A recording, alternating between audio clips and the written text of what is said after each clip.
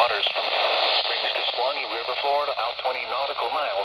Tampa Bay waters until 6:15 p.m. Eastern Daylight Time. Damn, that's fast. At 5:39 p.m. Eastern Daylight Time. Thunderstorms were located along a line extending from Tarpon Springs to Rock Beach to Egmont Key, moving west at 5 knots.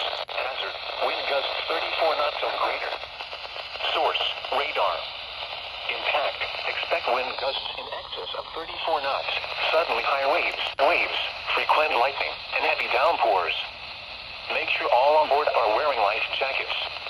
Locations impacted include Manatee 3 Mile North Reef, Clearwater Beach, Madeira Beach Reef, Egmont Key, Springs, Indian Rocks Beach, St. Pete Beach, Dunedin, Anna Maria Island, Treasure Island Reef, Clearwater Pass, Fort Ritchie, Passagrille Channel, and Claude Key, Indian Shore Reef, St. Pete Beach Reef, Southwest Channel, Passagrille Reef, Manatee 1 Mile Reef, and Manatee 7 Mile North Reef. Move to safe harbor until hazardous weather passes.